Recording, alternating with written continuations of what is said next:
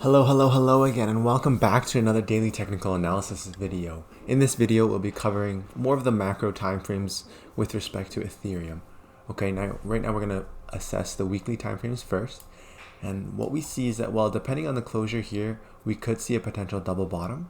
That's a possibility as long as this candle does close a bit higher than the previous body right here. As long as we do get that weekly closure above 2600, then we may potentially see a double bottom around here. And looking at how the stochastics crosses up, if based on the closure it crosses up as well and above the 20, we could have extra confluence on that double bottom right here. But because the week isn't closed yet, this cross may be insignificant. It could still be going towards the downside. So in general then, you got more strength for the bears. And given that we are in this pre-existing downtrend, this could have just been a retracement and obviously continuation to the downside. Looking at this previous candle too, well, at least the previous two candles, this doji looking candle is market indecision, but based on this one, you can see that's a strong sell-off. A lot of pressure towards the downside. All these wicks from the upside, we could definitely see more towards the downside.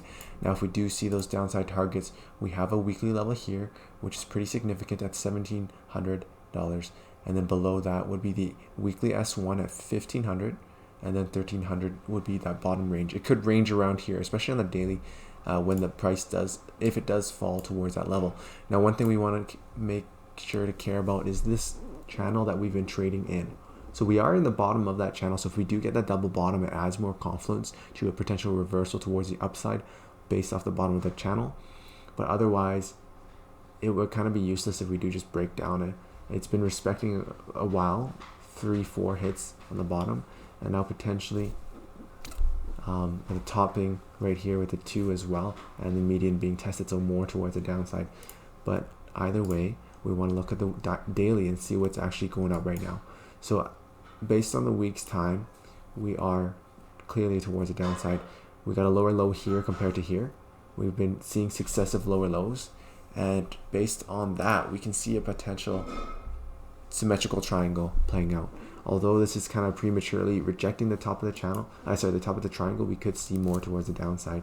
The only issue here is that the volume doesn't really add confluence to this pattern, because typically for patterns from left to right, the pattern, the volume is higher when we first enter this pattern, and then it decreases as we go through the pattern. And given this pattern as well, we can see maybe around late March before anything does happen, because of the fact of the rule of being at least completing 75 or 70% of the triangle patterns. And based on that, if we do break either towards the downside and around this price, we could see maybe somewhere around there as our target, which is in confluence to that weekly level that we discussed about, which is also in confluence with the daily. So while these two are essentially the same, they're same levels, it's just a bit easier to see in the range based on the daily. But if there is a decline, we do see obviously these pivots being first tested, and then the next would be the bottom here. Very strong support, which we do want to see what happens here. If not, we can continue towards the next level, which is right here, and that would also be in confluence with the direction of this triangle, at least the targets. If not, towards the upside, we get the daily pivot, and then I guess the top here, as well as that triangle, right? We want to pay attention to that. Now, one thing I do want to see is the EMAs. Obviously, the EMAs are very much so bearish towards the downside. It's all slanting at the 4 o'clock, and we do see a potential 55 cross with the 377 blue. So if this does cross, we will definitely see more towards the downside. It's a high chance at least. Stochastics and momentum are pressuring the price action downwards as well, so there is a high chance that we do see continuation towards the downside. Now, when it comes to the upside targets, if we do happen to break above here, well, this is a strong confluence, right? It's got the triangle, the HP, and the 2 EMAs, but if we do break above it, we can see the 100 EMA followed by the daily R1, which is in the range of this daily level. It's also based off of the volume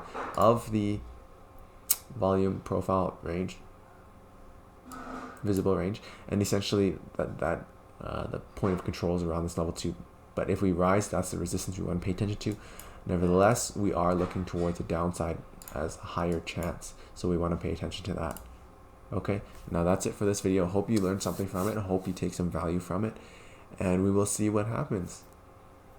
Please like, subscribe, and hit the notification bell for more videos like this one, and enjoy the rest of your day. Cheers.